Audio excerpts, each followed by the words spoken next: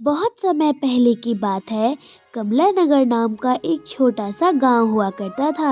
उस गांव में सभी बड़े बड़े लोग रहा करते थे। वो गांव तो सिर्फ नाम का गांव हुआ करता था। सभी का घर सीमेंट बालू पक्के पक्के घर थे। लेकिन बेचारा रामू वो एक एकलौता आदमी था। बेचारा रामू जो कि छोटी सी कुटिया में रहा करता था, वो भी मिट्टी का घर में। वो काफ़ी गरीब हुआ करते थे। उनके घरों के सामान तो दूसरे लोग बड़े बड़े आदमी ऐसे ही उसकी गरीबी देखकर दे दिया करते थे। रामू बहुत गरीब था। वह बड़ी मेहनत करके अपने फसल को उगाता था और जो खाने को बन पड़ता था वो खाता था। उसकी पत्नी थी राधिका। अरे क्या हुआ सुमित्रा? ऐसे क्यों चुपचाप बैठी हो? मैं देख रहा हूँ तुम 2-3 दिन से उदास बैठी हो। और हमारी गुड़िया कहाँ गई? दिखाई नहीं दे रही है। हाँ, और तुम ऐसे क्यों बैठी हो? मुझे तो अफसोस होता है कि मैं तुम्हें ढंग का कोई भी चीज नहीं दिला सकता। भगवान ने मुझे जन्म ही क्यों दिया जब मैं कुछ कर ही नहीं सकता? तो मैं तो नाकारा निकम्मा हूँ। अरे अरे, कैसी बातें कर रहे हैं आप? ऐसा कुछ नहीं है। अगर आप नाकारा निकम्मा होते तो हम लोग भरपेट खाना कैसे खाते? आप इतनी मेहनत से फसल उगाते हैं, उससे ही तो हम खाना खाते हैं। इसलिए आइंदा आप अपने आप को नाकारा या निकम्मा मत कहिएगा। और जो गुड़िया है वो बाहर खेल रही थी अपने दोस्तों के साथ। राधिका ये बातें बताती है रामू को, तभी अचानक से गुड़िया आती है और रोने लगती है। अरे अरे, क्या हुआ गुड़िया? अरे क्या हुआ बेटी, क्यों रो रही है? अब तो मुझे नहीं बताएगी। चुप हो जा, चुप चुप। अब बता क्या हुआ। अरे चुप हो जा। क्या हो गया इसे, इतनी लगातार क्यों रोती जा रही है? माँ, मैं बहुत गरीब हूँ ना, इसलिए मेरे दोस्त मेरा मजाक बनाते हैं। कहते हैं तू तो 3 सालों से यही फटे कपड़े पहन के आती है, तेरी माँ हमेशा तुझे सिल सिल के यही कपड़े पहनाती है, तू इतनी गरीब है, तुझे तो खाने को भी नहीं जुटता, हम तेरे साथ तुझे नहीं खिलाएंगे। ऐसे वे लोग मुझसे बातें करते हैं। मैं बहुत गरीब हूँ ना माँ, मुझे क्यों गरीब बनाया आपने? मैं इतनी गरीब क्यों हूँ भगवान?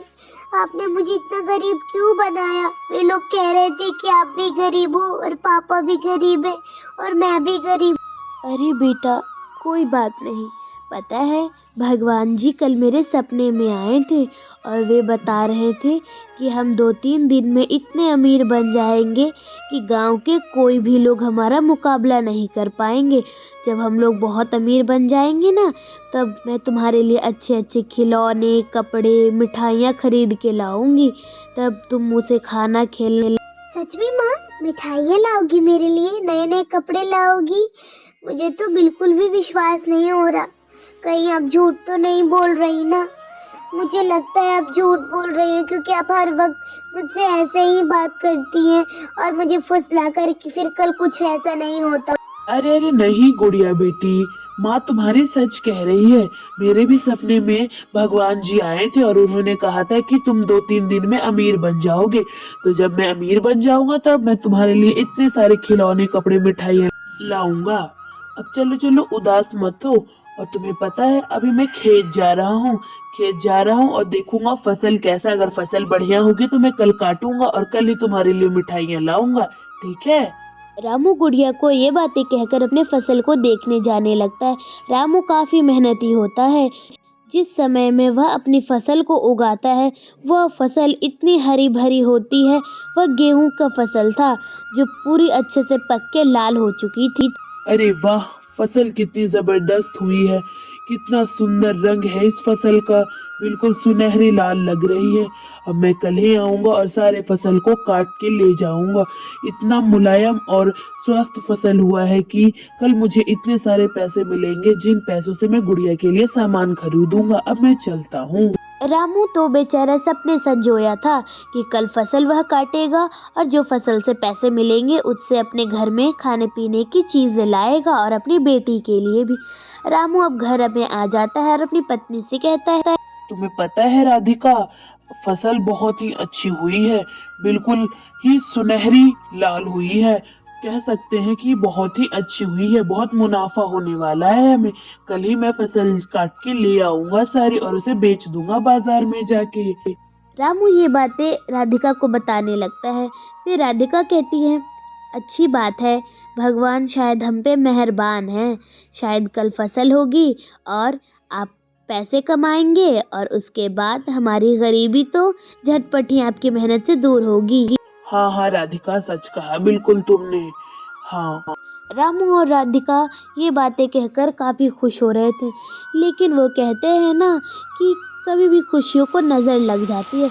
उसी दिन रात को काले घटा काले काले बादल छाते हैं और बहुत ही ज़ोरों की बारिश होने लगती है, जो बिल्कुल भी रुकने का नाम नहीं ले रही थी। बारिश लगातार हो रही थी, हर जगह सिर्फ बारिश ही बारिश। इतनी बारिश हो रही थी कि बारिश की वजह से शायद रामू की फसल खराब होने वाली थी। बारिश इतनी हो रही थी कि अचानक से वहाँ पे पानी का एक सैलाब आ जाता है, जो चारों तरफ घूमने लगता है। वह पानी का सैलाब इतना गहरा होता है कि उसी पानी के सैलाब में रामू का घर पूरा डूब जाता है। सिर्फ रामू का ही घर वहीं पे डूबता है, क्योंकि रामू का ही इकलौता मात्र घर जो कि सिर्फ मिट्टी का बना था। बाकी गांव के सभी लोगों का घर पक्की मिट्टी का बना हुआ था। अजी अब हम क्या करें, हमारा घर तो उठ गया, सारे सामान बह गए, अब हम लोग कहाँ जाएंगे, क्या करेंगे, खाने को भी कुछ नहीं है और ये ऊपर से ये बारिश, हमारी फसल तो पूरी बर्बाद हो ही चुकी होगी। अब आपका वहाँ जाकर इसका कोई फ़ायदा नहीं है।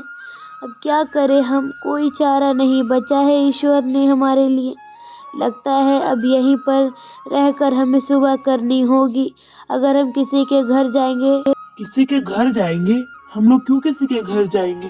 तुम्हें तो पता है ना कि अगर हम किसी के घर जाएंगे तो वे हमारा मजाक उड़ाएंगे, हमें फिर से गरीब बोलेंगे और कुछ खाने को भी नहीं देंगे। क्या कर सकते हैं, यहीं पर बैठो और यहीं पर इसी पानी में शायद हम तीनों की आज मृत्यु लिखी है। तीनों बैठ जाते हैं वही ज़मीन पर। गहरे सैलाब उठते हैं और पानी भी बिल्कुल रुकने का नाम नहीं ले रही थी। अचानक से वहाँ पर एक दिव्य रोशनी प्रकट होने लगती है। वह दिव्य रोशनी प्रकट होते ही सारा सैलाब पानी थम जाता है और वहाँ पे बिल्कुल खाली हो जाता है। पुत्र, यहाँ पे क्या कर रहे हो तुम सब इतनी अंधेरी रात में? और देवी माँ, आपको पता है मेरा घर पूरा इस पानी में डूब गया। ना ही कुछ खाने को है, ना ही कुछ पीने को। क्या करे देवी माँ, आप ही कुछ सहारा दीजिए। आप तो रात की देवी है ना, मैं आपकी पूजा करती हूँ। ओह, क्यों रो रही हो पुत्री? ऐसा मत करो। हाँ, मैं तो माँ हूँ और माँ कभी अपने बच्चों को भूखा या दुखी में नहीं देख सकती हैं। चलो, मैं तुम लोगों को एक अच्छा सा बांस का घर देती हूँ। उस बांस का घर में तुम लोग आराम से रह सकते हो। कल सुबह होते ही तुम वही घर पे पहुँचो। देवी माँ ये सारी बातें कह देती हैं और अचानक से गायब हो जाती हैं। कुछ देर में सुबह होती है और बांस का घर वहाँ पे बहुत ही बड़ा प्रकट हो जाता है। वह देखने में तो बांस का सादा लग रहा था और जैसे ही राजू, गुड़िया और राधिका घर के अंदर जाते हैं, वहाँ तो आलीशान से कमरे बने होते हैं। हर जगह बहुत ही अच्छी चीज़ें लगी हुई होती है, लेकिन क्या फ़ायदा। गुड़िया कहती है, माँ, इतना बड़ा घर में तो हम लोग आ गए, पर बड़े घर का होने का क्या फायदा। बहुत भूख लगी है, पेट में गुड़गुड़ सी हो रही है। देखो तो। गुड़िया खाने की बात करती है, तभी वहाँ पर बहुत सारा खाना आ जाता है। अब राधिका को पता चल जाता है कि वो साधारण सा घर नहीं बल्कि जादुई बांस का घर है। वह कहती है, अरे बाप रे, खाने का नाम लिया तो इतना सारा खाना आ गया। अब मुझे समझ आ रहा है कि देवी माँ ने हमें रहने के लिए घर नहीं, बल्कि इस घर से हम जो मांगेंगे हमें वो मिलेगा। मैं कुछ और मांग के देखती हूँ, पैसे आ जाएं। अचानक से वहाँ पे बहुत से पैसे आ जाते हैं। हे भगवान, सच में राधिका, ये तो जादुई घर है। देखो तो, इतने सारे पैसे आ गए। देवी माँ ने हमारी बहुत मदद की है राधिका। अब हम लोग गरीब नहीं रहेंगे, अब हम भी अमीर हैं। हाँ, आप सच कह रहे हैं। अब हम गरीब नहीं बल्कि अमीर हैं। हमारे पास जादुई बांस का घर है। देवी माँ ने हमारी बहुत मदद की। देवी माँ, आपका बहुत बहुत धन्यवाद। आपने हम गरीबों की इतनी बड़ी मदद की है। तो देखा दोस्तों, कैसे गरीबों की मदद हो गई। कैसे लगी कहानी ज़रूर बताएं एंड सब्सक्राइब।